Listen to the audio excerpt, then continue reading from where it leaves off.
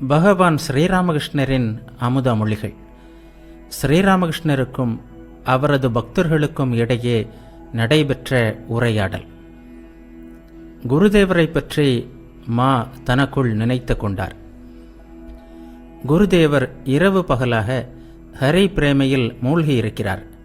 திருமணம் செய்து கொண்டிருக்கிறார். ஆயினும் மற்றவர்களைப் போல் மனைவியுடன் குடும்ப வாழ்க்கை நடத்தவில்லை. மனைவியிடம் பக்தி காட்டுகிறார். மனைவியை பூஜிக்கிறார். அவருடன் இறைவனை பற்றி மட்டுமே பேசுகிறார். இறைவனை பற்றியே பாடுகிறார். அவரையே வழிபடுகிறார். தியானம் செய்கிறார். கபடமான எந்த தொடர்பும் இல்லை. இறைவன் மட்டுமே உண்மை, மற்ற எதுவும் உண்மை அல்ல என்பதை அவர் காண்கிறார். பணம், உலோகப் பொருட்கள், பாத்திரங்கள் இவற்றை அவரால் தொட முடியவில்லை. பெண்களை தொட முடிவதில்லை. தொட்டால் முள் தைப்பது போல் தொட்ட இடம் விண் விண் என்று வலிக்கிறது. பணம், பொன் இவற்றை கையில் எடுத்தால் கை கோணிக்கொள்கிறது. மூச்சு நின்று விடுகிறது. கடைசியில் அந்த பொருளை எரிந்தால்தான் பழையபடி மூச்சு விட முடிகிறது. மகேந்திரநாத் குப்தர் தனக்குள் நினைத்து கொண்டார், இல்லறத்தை துறக்க வேண்டுமா? கற்பதனாலும் கேட்பதனாலும் பயன் என்ன? திருமணம் செய்து கொள்ளாவிட்டால் வேலை செய்ய வேண்டிய அவசியம் இல்லாமல் போகுமே. தாய் தந்தையரை துறக்க வேண்டுமோ? நான் திருமணம் செய்து கொண்டிருக்கிறேன். எனக்கு குழந்தைகள் இருக்கின்றன. நான் குடும்பத்தை காப்பாற்ற வேண்டும். என் கதி என்னவாகும்? இரவும் பகலும் ஹரி பிரேமையில் மூழ்கி கிடக்கவே நானும் விரும்புகிறேன். குருதேவரை பார்க்கும்போது நான் என்ன செய்து கொண்டிருக்கிறேன் என்று தோன்றுகிறது. அவர் இரவு பகலாக இடைவிடாமல் எண்ணெய் ஒழுகுவது போல் இறைவனையே சிந்தனை செய்கிறார். நானோ இரவு பகலாக உலகியல் சிந்தனையில் மூழ்கி கிடக்கிறேன். கருமேகங்கள் மூடி கிடக்கின்ற ஆகாயத்தில் ஏதோ ஒரு மூலையில் சிறிய ஒரு வெளிச்சம் வருவது போல இவருடைய தரிசனம் இருக்கிறது. இப்போது வாழ்க்கை பிரச்சனையை எவ்வாறு தீர்ப்பது? இவர் தாமே வாழ்ந்து காட்டுகிறார். அப்படி இருந்தும் சந்தேகமா? மணல் அணை உடைந்தது, மனத்தின் ஆசை தீர்ந்தது என்பார்கள். மணல் அணை என்ன உண்மையா? ஆசை வெள்ளம் வந்தால் அது தாங்குமா? கங்கையில் நீரேற்றம் வரும்போது யார் அதை தடுக்க முடியும்? எந்த பிரேமை உதைத்ததால் சைத்தன்யர் கோபனம் பூண்டு துறவியானாரோ, எந்த பிரேம பக்தியினால் இயேசுநாதர் ஒரே சிந்தனையோடு காட்டில் தங்கினாரோ, பிரேமை நிறைந்த பரமபிதாவின் முகத்தை பார்த்து கொண்டே உயிரை விட்டாரோ, எந்த பிரேமையினால் புத்தர் அரசபோகத்தை துறந்து வைராக்கியம் பெற்றாரோ, அந்த பிரேமையின் ஒரு துளி உதயமானாலும் இந்த நிலையற்ற உலக வாழ்க்கை எங்கோ போய்விடுமே. போகட்டும். பலவீனர்கள், பிரேமை உதிக்க பெறாதவர்கள், இல்லற வாழ்க்கையில் இருப்பவர்கள், கால்கள் மாயையின் விலங்குகளால் பூட்டப்பட்டிருப்பவர்கள், இவர்களுக்கு என்ன வழி? பிரேமையே உருவான இந்த பரமஹம்சர் என்ன சொல்கிறார் என்று பார்ப்போம். இவ்வாறு மா தனக்குள் சிந்தித்துக் கொண்டிருந்தார். குருதேவர் ஜெயகோபாலின் வீட்டு விருந்தினர் அறையில் பக்தர்களுடன் அமர்ந்திருந்தார். எதிரில் ஜெயகோபாலும் அவரது உறவினர்களும் அண்டை வீட்டாரும் நெருக்கமாக வந்து அமர்ந்தனர். அண்டை வீட்டார் ஒருவர் குருதேவருடன் பேசுவதற்கு மிகுந்த ஆவல் கொண்டிருந்தார். அவர் பேச்சை ஆரம்பித்தார். ஜெயகோபாலின் அண்ணனான வைகுண்டரும் அங்கே இருந்தார். வைகுண்டர் கேட்டார், சுவாமி, நாங்கள் இல்லறத்தில் உழல்பவர்கள், எங்களுக்கு ஏதாவது சொல்லுங்கள். ஸ்ரீராமகிருஷ்ணர் கூறினார், கடவுளை அறிய வேண்டும். ஒரு கையை அவருடைய தாமரை திருவடிகளில் வையுங்கள், மற்றொரு கையால் கடமைகளை செய்யுங்கள். வைகுண்டர் கேட்டார், சுவாமி, உலக வாழ்க்கை பொய்யானதா? ஸ்ரீராமகிருஷ்ணர் கூறினார், இறைவனை அறியாதது வரை உலக வாழ்க்கை பொய்யானதுதான். இதில் மனிதன் அவரை மறந்து எனது எனது என்று அடித்துக் கொள்கிறான். மாயையில் அகப்பட்டு காமினி காஞ்சனத்தின் பிடியில் சிக்குண்டு மேலும் மூழ்குகிறான். தப்பிக்க வழி இருந்தாலும் அவனால் தப்பிக்க முடிவதில்லை. மாயை காரணமாக அந்த அளவிற்கு அவன் அறியாமையில் மூழ்கி கிடக்கிறான். ஒரு பாட்டு இருக்கிறது, மாயையின் சக்தியை மதிப்பிட முடியுமோ? ஆயும் நல்லறிவையும் அழைத்திடும் அன்றோ? வாழ்க்கை நிலையில்லாதது என்பதை நீங்களே பார்க்கிறீர்கள். இந்த வீட்டையே எடுத்துக்கொள்ளுங்களேன். எத்தனையோ பேர் வந்தார்கள், போயும் விட்டார்கள். எத்தனையோ பேர் பிறந்தார்கள், இறந்தார்கள். வாழ்க்கை என்பது இதோ இருக்கிறது, இதோ இல்லாமல் போய்விட்டது. யாரை என்னுடையவர் என்னுடையவர் என்று கருதுகிறீர்களோ, கண்களை மூடிவிட்டால் அப்புறம் அவர் இல்லை, யாரும் இல்லை. இருந்தாலும் பேரனை விட்டு காசிக்கு போக முடியவில்லை. என் ஹார்வை யார் கவனிப்பார்கள் என்பதுதான் கவலை. வெளியே செல்ல வழியிருக்கிறது என்றாலும் வலையில் அகப்பட்ட மீன் தப்ப முயல்வதில்லை. தான் கட்டிய வீட்டில் தானே கிடந்து சாகிறது பட்டுப்பூச்சி. இவ்வாறு உலகம் பொய்யானது, நிலையற்றது. அண்டை விட்டார் கேட்டார், சுவாமி, ஒரு கையால் கடவுளையும் மற்றொரு கையால் வாழ்க்கையையும் ஏன் பற்றிக்கொள்ள வேண்டும்? வாழ்க்கை நிலையற்றது என்றால் ஒரு கையால் கூட ஏன் அதை பிடித்து கொள்ள வேண்டும்? ஸ்ரீராமகிருஷ்ணர் கூறினார், கடவுளை அறிந்த பிறகு இல்லற வாழ்க்கையில் ஈடுபட்டால் அது நிலையற்றது ஆகாது. ஒரு பாட்டை கேள். என் நெஞ்சே, பயிர் செய்தல் எப்படியென்று தெரியாதா? உன்னுடைய வாழ்வாகிய உயர் வயல்தான் உள்ளதே. ஸ்ரீராமகிருஷ்ணர் கூறினார், பாட்டை கேட்டாயா? காளி அன்னை திருப்பெயரால் கனவேலி அமைத்திடுவாய். நாளும் உந்தன் வாழ்க்கை வயல் நல்ல பலன் நல்கிடவே. இறைவனை சரணடை, எல்லாம் பெறுவாய். நீள் கூந்தல் அலைபாயும் நிமலையாம் காளையின் நாமமாய் வேலி பக்கம் வன்காலன் அணுகானே. உறுதியான வேலி. இறைவனை அடைந்துவிட்டால் பிறகு வாழ்க்கை சாரமற்றது என்ற உணர்வு தோன்றாது. இறைவனை அறிந்து கொண்டவன் அந்த இறைவனே உயிர்களாகவும் உலகமாகவும் ஆகியிருப்பதை காண்கிறான். குழந்தைக்கு உணவு ஊட்டும்போது பாலகோபாலனுக்கு ஊட்டுவதாக நினையுங்கள். தாய் தந்தையரை இறைவியாகவும் இறைவனாகவும் காணுங்கள். சேவை செய்யுங்கள். கடவுளை அறிந்த பிறகு குடும்பம் நடத்துபவன் சாதாரணமாக மனைவியுடன் உடல் தொடர்பு வைப்பதில்லை. இருவருமே பக்தர்கள். இறைவனை பற்றியே பேசுவார்கள். இறைவனை பற்றிய பேச்சிலேயே அவர்களின் காலம் கழியும். அவர்கள் பக்தர்களுக்கு சேவை செய்வார்கள். எல்லா உயிர்களிலும் உறைகின்ற இறைவனுக்கு அவர்கள் இருவரும் சேவை செய்வார்கள். அண்டை வீட்டார் கேட்டார், சுவாமி, இப்படிப்பட்ட கணவன் மனைவியை காண முடியாதே? ஸ்ரீராமகிருஷ்ணர் கூறினார், இருக்கிறார்கள், ஆனால் மிக குறைவு. உலகியல் மனிதர்களால் இவர்களை அறிந்து கொள்ள முடியாது. இவ்வாறு இருக்க வேண்டுமென்றால் இருவரும் நல்லொழுக்கம் படைத்தவர்களாக இருக்க வேண்டும். இருவருமே இறையானந்தத்தை அனுபவித்திருந்தால்தான் இப்படி வாழ முடியும். கடவுளின் தனிப்பட்ட அருளும் வேண்டும். இல்லாவிட்டால் எப்போதும் மனவேற்றுமை இருக்கும். சில சமயம் இருவரும் பிரியவும் நேரலாம்.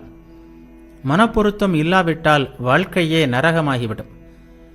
மனைவி இரவு பகலாக, என் தந்தை என்னை இங்கு ஏன் தான் மனம் செய்து கொடுத்தாரோ, சாப்பாட்டிற்கும் வழியில்லை, குழந்தைகளுக்கும் நல்ல உணவு கொடுக்க முடியவில்லை, நல்ல துணி கிடையாது, குழந்தைகளுக்கு துணி இல்லை, ஒரு நகை நட்டு இல்லை, நீங்கள் என்ன சுகத்தை தான் எனக்கு தந்துவிட்டீர்கள்?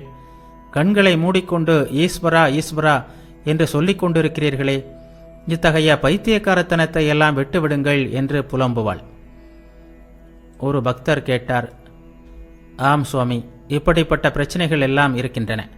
ஒருவேளை பிள்ளைகள் சொன்ன பேச்சை கேட்காமல் இருப்பார்கள். இன்னும் எத்தனையோ துன்பங்கள்.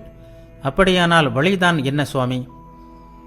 ஸ்ரீராமகிருஷ்ணர் கூறினார், இல்லறத்தில் இருந்து கொண்டு சாதனை செய்வது மிகவும் கடினம். பல தடங்கல்கள் உள்ளன. நோய், துன்பம், வறுமை, மனைவியுடன் மனஸ்தாபம், அடங்காத மூர்க்கத்தனமான பிடிவாதமிக்க பிள்ளைகள், இதையெல்லாம் நான் உங்களுக்கு சொல்ல வேண்டியதில்லை. இருந்தாலும் வழி இருக்கிறது. அவ்வப்போது தனிமையில் போய் இறைவனிடம் பிரார்த்திக்க வேண்டும். அவரை அடைவதற்கு முயல வேண்டும். அண்டை விட்டார் கேட்டார், வீட்டை விட்டு வெளியேற வேண்டுமா? ஸ்ரீராமகிருஷ்ணர் கூறினார், ஒரே அடியாக வேண்டாம். வாய்ப்பு கிடைக்கும்போது தனிமையில் சென்று ஒரு நாளோ 2 நாளோ தங்கு. அப்போது குடும்பத்துடன் எந்தவிதமான தொடர்பும் வேண்டாம். உலகியல் மக்களுடன் உலகியல் பேச்சுக்களில் ஈடுபடக்கூடாது. தனிமையில் இரு அல்லது சாது சங்கத்தில் இரு. அண்டை வீட்டார் கேட்டார், சாதுவை எப்படி அறிந்து கொள்வது? ஸ்ரீராமகிருஷ்ணர் கூறினார், யாருடைய உள்ளம், உயிர், ஆன்மா எல்லாம் இறைவனிடமே சரணடைந்திருக்கின்றனவோ அவன்தான் சாது. யார் காமினி காஞ்சனத்தை விட்டிருக்கிறானோ அவன்தான் சாது. ஒரு சாது பெண்ணை சிற்றின்ப நோக்குடன் பார்ப்பதில்லை. எப்போதும் அவர்களை விட்டு விலகியே இருக்கிறான். அவர்களின் அருகில் செல்ல நேர்ந்தால் அவர்களை தாயாக பார்க்கிறான், வழிபடுகிறான். சாது எப்போதும் இறை சிந்தனையில் ஈடுபடுகிறான். இறைவனை பற்றிய பேச்சை தவிர வேறு எதுவும் பேசுவதில்லை. எல்லா உயிர்களிலும் இறைவன் இருப்பதை உணர்ந்து அவர்களுக்கு சேவை செய்கிறான். அநேகமாக இவையே சாதுவின் அடையாளங்கள். அண்டை வீட்டார் கேட்டார், எப்போதும் தனிமையில் வாழ வேண்டுமா? ஸ்ரீராமகிருஷ்ணர் கூறினார், ஃபுட்பாத்தில் நிற்கின்ற மரங்களை பார்த்திருக்கிறாயா? அவை சிறு செடிகளாக இருக்கும் வரை சுற்றிலும் வேலி அமைக்க வேண்டும். இல்லாவிட்டால் ஆடு மாடுகள் மேய்ந்துவிடும். அடிமரம் தடிப்பாக வளர்ந்த பிறகு வேலியின் அவசியமில்லை. அப்போது யானையை கட்டி வைத்தாலும் மரத்திற்கு ஆபத்தில்லை. மனத்தை அடிமரமாக்கிக் கொள்ள முடிந்தால் பிறகு என்ன கவலை? முதலில் விவேகத்தை பெற பாடுபடு. எண்ணெய் பூசிக்கொண்டு பலாப்பழத்தை அறு, கையில் பிசின் ஒட்டாது. விவேகம் என்றால் என்ன என்று கேட்டார் அண்டை வீட்டார். ஸ்ரீராமகிருஷ்ணர் கூறினார், இறைவனே சத்து, மற்றையெல்லாம் அசத்து. இத்தகைய ஆராய்ச்சி வேண்டும். சத்து என்றால் நிலையானது, அசத்து என்றால் நிலையற்றது. விவேகம் வரப்பெற்றவனுக்கு இறைவனே உண்மை, மற்ற எதுவும் உண்மை இல்லை என்பது தெரியும். விவேகம் உதித்தால் இறைவனை அறிய விருப்பம் உண்டாகிறது. உண்மையற்றதை விரும்பினால், அதாவது புலனின்பம், புகழ், பணம் இவற்றையெல்லாம் விரும்பினால் உண்மை பொருளான இறைவனை அறிய மனம் விரும்பாது. உண்மை, உண்மையற்றது பற்றிய ஆராய்ச்சி செய்ய தொடங்கினால் இறைவனை தேட விருப்பம் உண்டாகும். ஒரு பாட்டை கேள். மனமே வா, காளி என்னும் கற்பகத்தின் கீழே மதுர நிழல் குளுமையிலே உலவி வர செல்வோம். மனம் அகமுகமாகும்போது விவேகம் உதிக்கிறது. விவேகம் வந்தால் உண்மை மலரும். அப்போது காளி என்னும் கற்பக மரத்தின் கீழ் உலவ மனத்தில் விருப்பம் ஏற்படும். அந்த மரத்தின் கீழ் சென்றால், அதாவது கடவுளின் அருகில் சென்றால், அறம், பொருள், இன்பம், வீடு ஆகிய 4 பழங்களை சுலபமாக பெறுவாய். அவை சிரமமின்றி கிடைக்கும், சுலபமாக கிடைக்கும். தேவியை அடைந்துவிட்டால், யாராவது விரும்பினால், சாதாரணமாக மனிதன் நாடுகின்ற அறம், பொருள், இன்பம் இவை கூட கிடைக்கும். அண்டை வீட்டார் கேட்டார், அப்படியானால் வாழ்க்கையை மாயை என்று ஏன் கூற வேண்டும்? ஸ்ரீராமகிருஷ்ணர் கூறினார், இறைவனை அடையாதது வரை இது அல்ல, இது அல்ல என்று தியாகம் செய்ய வேண்டும். அவரை அடைந்தவர்கள் அவரே எல்லாமாகவும் இருப்பதை அறிகின்றனர். இறைவன், மாயை, உயிர்கள், உலகம் எல்லாம் ஒன்றே என்ற உணர்வு அப்போது ஏற்படுகிறது. உயிர்கள், உலகம் என்று எல்லாமே அவர்தான். வில்வ பழத்தை ஓடு, சதை, விதை என்று பிரிக்கிறோம். வில்வ பழத்தின் எடை எவ்வளவு என்று ஒருவர் கேட்டால், ஓடு, விதை இவற்றை எறிந்துவிட்டு சதையை மட்டும் எடை போடுவாயா? மாட்டாய். எடை வேண்டுமானால் ஓடு, விதை எல்லாவற்றையும் சேர்த்து கொள்ள வேண்டும். அதன் பிறகுதான் வில்வ பழத்தின் எடை இவ்வளவு என்று சொல்ல முடியும். ஓடுதான் உலகம், விதைதான் உயிரினங்கள் போன்றவை. ஆராய்ச்சியின் போது உயிர்களையும் உலகையும் ஆன்மா அல்லாதது, உண்மையற்றது என்று கூறினோம். சதைதான் சாரம், ஓடும் விதையும் சாரமற்றது என்ற உணர்வு அப்போது ஏற்படுகிறது. ஆனால் ஆராய்ச்சி முடிந்துவிட்டால் எல்லாம் சேர்ந்து ஒன்று என்பது தெரிகிறது. எந்த பொருளிலிருந்து சதை உண்டாயிற்றோ அதிலிருந்தே ஓடும் விதைகளும் உண்டாகியிருக்கின்றன என்ற உணர்வு ஏற்படுகிறது. வில்வ பழத்தை அறைந்தால் எல்லாவற்றையும் அறிந்து விடுகிறோம். அனுலோமம், விலோமம். மோரை சேர்ந்தது வெண்ணெய், வெண்ணெயை சேர்ந்தது மோர். மோர் உண்டு என்றால் வெண்ணெயும் உண்டு, வெண்ணெய் உண்டு என்றால் மோரும் உண்டு. ஆன்மா இருக்குமானால் ஆன்மா அல்லாததும் இருக்கும். நித்தியம் யாருடையதோ அவருடையதே லீலையும், லீலை யாருடையதோ அவருடையதே நித்தியமும். இறைவன் என்று அறியப்படுபவரே உயிர்களாகவும் உலகமாகவும் ஆகியிருக்கிறார். இறைவனை அறிந்தவன் அவரே எல்லாமாக இருப்பதை தாய், தந்தை, குழந்தை, அண்டை வீட்டான், உறவினர்கள், நல்லது கெட்டது, சுத்தம் அசுத்தம் என்ற எல்லாமாகவும் இறைவனே ஆகியிருப்பதை காண்கிறான். அண்டை வீட்டார் கேட்டார், அப்படியானால் பாவ புண்ணியம் என்பது இல்லையா? ஸ்ரீராமகிருஷ்ணர் கூறினார், இருக்கிறது, அதே வேளையில் இல்லை. இறைவன் நம்மில் நான் உணர்வை வைத்திருந்தால் வேற்றுமை உணர்வையும் வைக்கிறார், பாவ புண்ணிய உணர்வையும் வைக்கிறார். ஏதோ ஓரிருவரிடம் நான் உணர்வை அடியோடு துடைத்து விடுகிறார்.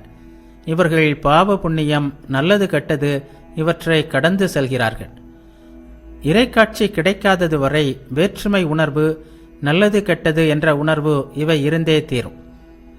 பாவமும் புண்ணியமும் எனக்கு சமமே, இறைவன் எவ்வாறு செய்விக்கிறாரோ அப்படியே செய்கிறேன் என்று நீ வாயினால் சொல்லலாம். ஆனால் இவையெல்லாம் வெற்று பேச்சு என்பது உள்ளுக்குள் உனக்கு நன்றாகவே தெரியும். கெட்டது செய்தால் மனம் படபடவென்று அடைத்துக் கொள்கிறதே. இறைக்காட்சிக்கு பிறகும் இறைவன் விரும்பினால் நான் சேவகன் என்ற உணர்வை பக்தனிடம் வைக்கிறார். அந்த நிலையில் பக்தன் நான் சேவகன், நீ எஜமான் என்கிறான். இத்தகைய பக்தனுக்கு இறைவனை பற்றிய பேச்சு, இறை பணிகள் எல்லாம் இன்பம் தருகின்றன. இறை நாட்டம் இல்லாதவர்களை அவன் விரும்ப மாட்டான். இறை நோக்கம் இல்லாத செயல்களை விரும்ப மாட்டான். இத்தகைய பக்தர்களிடமும் இறைவன் வேற்றுமை உணர்வை வைத்திருக்கிறார் என்பது இதிலிருந்து தெரிகிறது. அண்டை வீட்டார் கேட்டார், சுவாமி, இறைவனை அறிந்து வாழ்க்கையை நடத்து என்கிறீர்களே, அவரை அறிய முடியுமா? ஸ்ரீராமகிருஷ்ணர் கூறினார், புலன்களின் மூலமோ இந்த மனத்தின் மூலமாகவோ அறிய முடியாது. எந்த மனதில் உலகியல் நாட்டம் இல்லையோ அந்த தூய மனதினால் அவரை அறிய முடியும். அண்டை வீட்டார் கேட்டார், இறைவனை யார் அறிய முடியும்? ஸ்ரீராமகிருஷ்ணர் கூறினார், அவரை சரியாக யார்தான் அறிய முடியும்? நமக்கு எவ்வளவு வேண்டுமோ அவ்வளவு அறிந்தால் போதும். ஒரு கிணறு தண்ணீர் எனக்கு எதற்கு? ஒரு குடம் தண்ணீர் இருந்தாலே போதும். சர்க்கரை குன்றின் அருகே ஓர் எறும்பு சென்றது. அத்தனை சர்க்கரையாலும் அதற்கு என்ன பயன்? 2 துணுக்குகள் கிடைத்தாலே அதற்கு போதும் போதும் என்றாகிவிடும். அண்டை வீட்டார் கேட்டார், எங்கள் ஜுரத்திற்கு ஒரு குடம் தண்ணீர் எப்படி போதும்?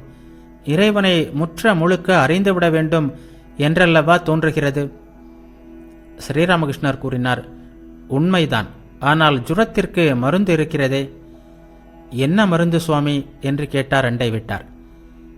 ஸ்ரீராமகிருஷ்ணர் கூறினார், சாது சங்கம், இறைவனது திருநாமத்தையும் அவரது புகழையும் பாடுவது. இடைவிடாமல் பிரார்த்திப்பது. அம்மா, எனக்கு ஞானம் வேண்டாம், இதோ உனது ஞானம் எடுத்துக்கொள், இதோ உனது அஞ்ஞானம் எடுத்துக்கொள், எனக்கு உன் பாத கமலங்களில் தூய பக்தியை மட்டுமே கொடு, எனக்கு வேறு எதுவும் வேண்டாம் என்று நான் தேவியிடம் சொல்கிறேன். நோய்க்கு தகுந்த மருந்து வேண்டும். கீதையில் பகவான், அர்ஜுனா, நீ என்னையே சரணடை, உன்னை நான் எல்லா பாவங்களிலிருந்தும் விடுவிக்கிறேன் என்கிறார். இறைவனிடம் சரணடை, அவர் நல்ல புத்தியை தருவார், உனது எல்லா சுமைகளையும் ஏற்றுக்கொள்வார். அப்போது எல்லாவித நோய்களும் உன்னை விட்டு ஓடிவிடும். இந்த மனதால் அவரை அறிய முடியுமா? ஒரு படி பாத்திரத்தில் 4 படி பால் கொள்ளுமா? அவரே புரிய வைக்காவிட்டால் புரிந்து கொள்ள முடியுமா? ஆகவேதான் அவரை சரணடை என்று சொல்கிறேன். அவரது திருவுள்ளம் எதுவோ அதை அவர் செய்யட்டும். அவர் தன் விருப்பப்படியே செய்பவர். மனிதனுக்கு என்ன சக்தி இருக்கிறது?